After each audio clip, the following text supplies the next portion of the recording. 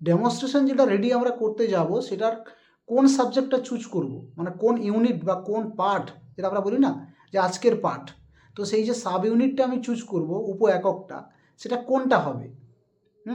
কোন কোন বিষয়গুলো উপর করবো, কারণ আমরা জানি বাংলা আছে, ইংরেজি আছে, তারপরে তোমার ইভিএস আছে, তারপরে তোমার ম্যাথ আছে। তো এতগুলো সাবজেক্ট আছে, এতগুলো সাবজেক্টের উপরে আমাকে তাহলে করতে হবে, কি করতে হবে, কোনটা চুজ করব, সেটা চুজ করতে গেলে তার সেটা মানে কোনটা চুজ করলে সেটা ভালোভাবে আমি প্রেজেন্টেশন করতে পারবো। এমনিতে তো তোমাদের সিলেবাসে যত যা কিছু রয়েছে সবই চুজেবল এবং সবই সুন্দরভাবে তোমরা ডেমনস্ট্রেশন করতে পারবে, তার মেথড যদি তোমরা শিখে যাও, মানে কীভাবে তোমরা ডেমনস্ট্রেশন দিচ্ছ সেই মেথড শিখে গেলে তোমরা সবটাই ভালোভাবে দিতে পারবে। কিন্তু তাও যেহেতু আমি একটা অপশান পাচ্ছি আমার দিক থেকে যে আমি এই জিনিসটার উপর ভালোভাবে ডেমনস্ট্রেশন দিতে পারি, কারণ আমার কাছে তো রেডি হয়ে যাওয়ার একটা স্কোপ থাকছে, তার মানে আমি সেটা রেডি হয়ে গেলে আমি কিন্তু আরও ভালো দিতে পারবো। কিন্তু সেইটা আমি কোনটা চুজ করব, এবং সেই চুজ করার ক্ষেত্রে সেই জিনিসটা সিলেকশন করার ক্ষেত্রে আমাকে কিছু জিনিস মাথায় রাখতে হবে। সাবজেক্ট চুজের ক্ষেত্রে আমি তোমাদেরকে বলি কয়েকটা টেকনিক মনে রাখবে। প্রথম যে টেকনিকটা হচ্ছে যে তুমি এমন একটা বিষয়কে চুজ করো। আগে বলি ক্লাস। দেখো ক্লাস আমরা জানি যে আমরা প্রাইমারি মানে 1 to 5, তাই তো? তাহলে 1 থেকে 5-এর মধ্যে আমাকে যে কোনো একটা সাবজেক্ট নিতে হবে, বা যে কোনো সাবজেক্ট থেকে সেই সাবজেক্টগুলো থেকে আমাকে কিন্তু আমার লেসনগুলোকে বেছে নিতে হবে 1 to 5 প্রথম। এবারে চেষ্টা করবে যাতে 3 থেকে 5 পর্যন্ত বা 3, 4, 2, 3, 4 এগুলোকে রাখতে পারো। 2-এ কিছু কিছু ভালো ভালো ছড়া আছে দেখবে বাংলাতে, মনিরাম মুন্সি, কমরাতে ঘুনসি, এরকম টাইপের দেখবে, মানে যেগুলো খুব আমি বলছি পরে।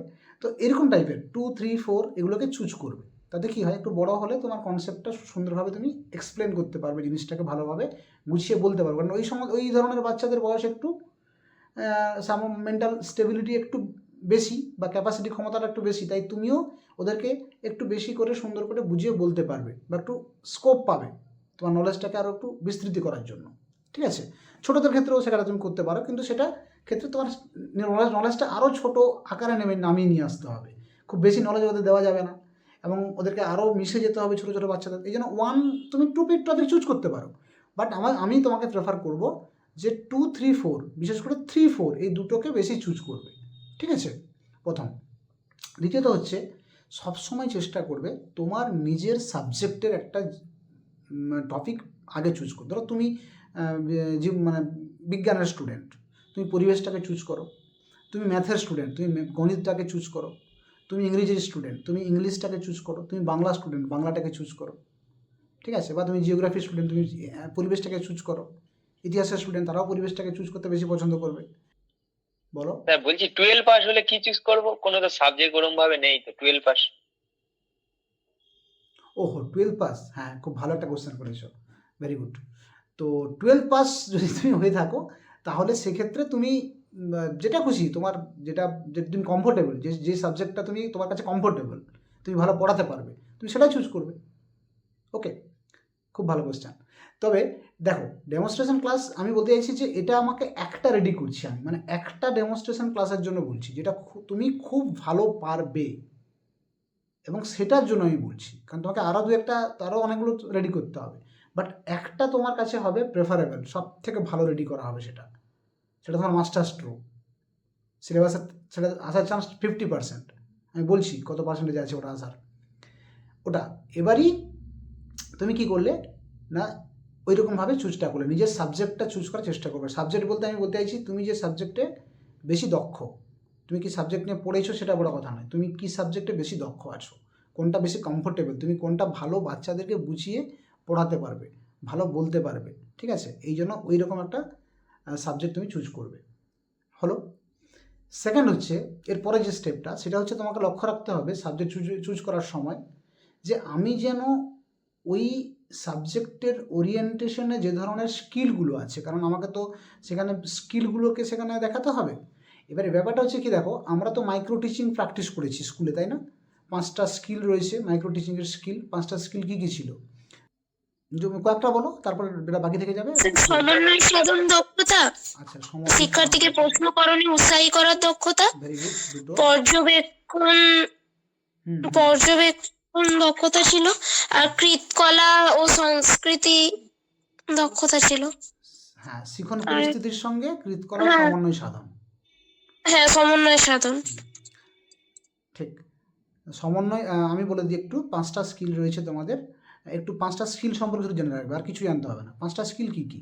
ওকে, 5টা স্কিলের অনেক আচরণাঙ্গ আছে, সেগুলো জানার দরকার নেই। ঠিক আছে, 5টা স্কিলই জেনে রাখো। প্রথমত হচ্ছে সমন্বয় সাধন দক্ষতা। ঠিক আছে, মানে সমন্বয়, যাতে তুমি টিচারদের স্টুডেন্টদের সঙ্গে সমন্বয় করতে পারছো, তুমি সাবজেক্ট যেটা পড়াচ্ছ তার সঙ্গে সমন্বয় করতে পারছো, একটা সাবজেক্টের সঙ্গে আরেকটা সাবজেক্টের সমন্বয় সাধন করতে পারছো, তাই তো? এগুলোই তো। ব্যাস। 2 হচ্ছে কি শিশু কেন্দ্রিক শিখন পরিচালনা দক্ষতা। 2 নম্বর, শিশু কেন্দ্রিক বলতে বাচ্চাদের মতো করে পড়ানো, আর কিছু নয়। ওকে। 3 নম্বর, শিক্ষার্থীদের প্রশ্নকরণে উৎসাহীকরণের দক্ষতা। শিক্ষার্থীদের প্রশ্ন করতে উৎসাহীকরণের দক্ষতা, অর্থাৎ তুমি বাচ্চাদেরকে প্রশ্ন করতে উৎসাহী করছো, এটা দরকার, খুব খুব দরকার। এই স্কিলটা দরকার, মানে তোমার পঠনের মধ্যে তোমার যে তুমি সাবজেক্টটা চুজ করছো লেসন, সেই লেসনের মধ্যে যেন এই জিনিসগুলো থাকে, ভালো করে মনে রাখবে। 3টে হলো। 4 নম্বর কি, শিক্ষার্থীকে পর্যবেক্ষণ করার শিক্ষার্থীর পর্যবেক্ষণ করার দক্ষতার বিকাশ, মানে শিক্ষার্থী যে পর্যবেক্ষণ করতে পারছে বিষয়টা সম্পর্কে, সেটা এটা অতটা তুমি না, তোমার সাবজেক্ট যখন তুমি চুজ করছো ওটা অতটা দেখানো যাবে না, যে পর্যবেক্ষণের ব্যাপারটা। কারণ সেখানে শিক্ষার্থী তুমি দেখাতে পারো যে একটা কিছু দেখাচ্ছ ওদেরকে টিএলএম দিয়ে, সেটা হতে পারে, করানো যাবে, এটাও করা যাবে। নেক্সট হচ্ছে কি, কৃতকলার সমন্বয় সাধন, তাই তো? শিখন পরিস্থিতির সঙ্গে কৃতকলার সমন্বয় সাধন, এটা 5 নম্বর দক্ষতা। যেটা এটা হচ্ছে একটা ইনোভেশন, কিছু একটা ইনোভেটিভ আইডিয়া তৈরি করা, যেখানে তুমি একটু নাট্যরূপে বা একটু কবিতার মতো বা একটু ছড়ার মতো বা একটু গানের মতো, হ্যাঁ, এরকম একটা পরিস্থিতি তৈরি করে পড়ানো। তাহলে এই যে স্কিলগুলো কিন্তু আমি দেখাতে পারবো, এরকম একটা সাবজেক্ট তোমাকে চুজ করতে হবে। কী বললাম, বুঝতে পারছো তো? এই 5টা স্কিল যেন সেখানে থাকে। তো তুমি লক্ষ্য করবে, তুমি যখন একটা জিনিস চুজ করবে যে আমি এটা পড়াতে চাই, তখন দেখবে যে আমি এর মধ্যে এই জিনিসগুলো ইমপ্লিমেন্ট করতে পারছি কি না। আমি ভাবো আমি জানি না, আমার এই 5টা স্কিল তুমি দেখাতে পারছো কি না, আমি দেখবো সেটা।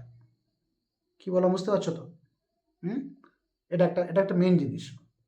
তারপরে কি না, যখন তুমি এই স্কিলগুলো তো দেখাচ্ছ, তার মধ্যে তার সঙ্গে আরও একটা ফর্মুলা আছে, সেই ফর্মুলাটা আমি আমাদের বলে দিই। ফর্মুলাটা হচ্ছে BQ, BQ ট্রিপল আই, 3টে I. B for blackboard use, মানে তোমাকে ব্ল্যাকবোর্ড ইউজ করতে হবে। তার মানে ব্ল্যাকবোর্ড ইউজ করছো মানে তোমার কিন্তু ওটা স্কিলে, মানে ওই স্কিলের মধ্যেই আছে, অতএব ওটা তোমাকে করতে হবে। মানে তুমি যখন এমন একটা সাবজেক্ট চুজ করছো, লেসন চুজ করছো, যেখানে তুমি ব্ল্যাকবোর্ড ইউজ করতে হবে তোমাকে। বি। কিউ মানে কি, কোশ্চেনিং, মানে প্রশ্ন, যেটা আমি স্কিলের মধ্যেও আছে, সেটাও তোমাকে ফলো করতে হবে। মানে তুমি যেন এমন একটা লেসন চুজ করছো যেখানে তুমি কোশ্চেনিং করতে পারছো। 3 নম্বর কি, ট্রিপল আই, মানে 3টে আই। প্রথম আই হচ্ছে ইন্ট্রোডিউসিং দ্য লেসন, মানে তুমি লেসনটাকে সুন্দর করে যেন ইন্ট্রোডিউস করতে পারো। তার মানে এটাও তোমাকে লক্ষ্য রাখতে হবে মাথায়। এদিকে 5টা স্কিল, আর এদিকে এই যে BQ ট্রিপল আই, এটা একটু লিখে রাখো, তোমার সুবিধা হবে। ঠিক আছে, নাহলে পরে আবার ভিডিও দেখে রিকল করতে হবে যে স্যার কী বলেছিল দেখি। BQ triple I, first I কী বললাম, ফার্স্ট আই মানে হচ্ছে যেটা, সেটা হচ্ছে introducing the lesson. Second I কি, ইনোভেশন। ইনোভেশন মানে কি না, একদম নতুনভাবে, ঠিক আছে, নতুনভাবে, মানে তুমি এমন কিছু একটা ইনোভেটিভ আইডিয়া নিয়ে এসো, নতুনত্ব এমন কিছু একটা আইডিয়া নিয়ে এসো, মানে যেটা কৃতকলার সমন্বয় সাধন বলছিলাম না, ঠিক ওই জিনিসটা আর কি, মানে ওর সঙ্গে এটা ইন্টার রিলেটেড। তো এই ইনোভেশন যেন কিছু তোমার থাকে ওর মধ্যে। আর আর থার্ড আই যেটা, 3 নম্বর আই, সেটা হচ্ছে ইম্প্রোভাইজেশন। ইম্প্রোভাইজেশন মানে কি বলো তো, মানে তুমি জিনিসটাকে ইম্প্রোভাইজ করছো। হ্যাঁ, ইম্প্রোভাইজ বলতে মানে নতুনভাবে জিনিসটাকে একটু নতুনত্ব নিয়ে আসছো, আইডিয়াটার মধ্যে নতুনত্ব একটা নিয়ে আসছো, যেটা ইউনিক হবে। সরি, মানে ইনোভেশন মানে একটা ইউনিক, আর ইম্প্রোভাইজেশন মানে তুমি একটা নতুন কিছু করে দেখানোর চেষ্টা করছো। মানে ইম্প্রোভাইজেশন মানে হচ্ছে তোমার যে কৃতকলার সমন্বয় সাধন ব্যাপারটা আছে, যেটা তুমি গানের মাধ্যমে, নাচের মাধ্যমে বা ছড়ার মাধ্যমে বা কবিতার মাধ্যমে বা শ্লোকের মাধ্যমে তুমি করছো, ওটাকে ইম্প্রোভাইজেশন বলা যেতে পারে।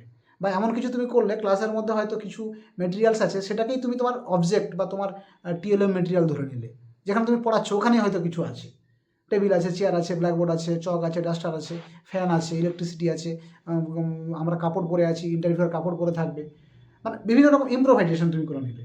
বুঝতে পারলে তো? আর ইনোভেশন মানে একদম নতুন আইডিয়া, মানে যেটা দেখবে, এখন দেখবে ইউটিউব তুমি সার্চ করলে অনেক রকম ডেমো ক্লাস দেখতে পাও কি না? তোমরা দেখতে পাও তো, অনেক ডেমো ক্লাস দেখতে পাবে, এগুলো সবাই কমন করে যাবে। তাই একজন ইন্টারভিউয়ার যখন বসবে ক্লাসে, যখন তোমার ইন্টারভিউ নেবে তখন সে দেখছে যে তুমি সেটাও একই রকম করছো, কারণ তুমি তো তুমি তো ইউটিউব ফলো করে এসছো। ইউটিউবে যে ডেমো ক্লাসগুলো ওনাকে করছেন, খুব ভালো করছেন ওনারা, ওই ডেমো ক্লাসগুলো তুমি দেখে এসে করছো, তারা ওটা তুমি অনুকরণ করছো। তাই তোমাকে নতুনত্ব একটা কিছু নিয়ে আসতে হবে, মানে তুমি সাবজেক্ট লেসন একই থাকতে পারে কিন্তু পড়ানোর টেকনিক আলাদা, ইনোভেশন করছো তুমি। তাহলে BQIII যেন তুমি ফলো করতে পারো, এমন একটা লেসন চুজ করো যেখানে BQIII, B for blackboard use করতে পারছো, কিউ ফর কোশ্চেনিং ইউজ করতে পারছো, I for introducing the lesson এবং I for introducing the lesson এবং I for improvisation, I for innovation. কী বলা, বুঝতে পারছো? আর এদিকে তো থাকছে 5টা স্কিলের সঙ্গে এগুলো মোটামুটি ইন্টার রিলেটেড, এমন কিছু নয়।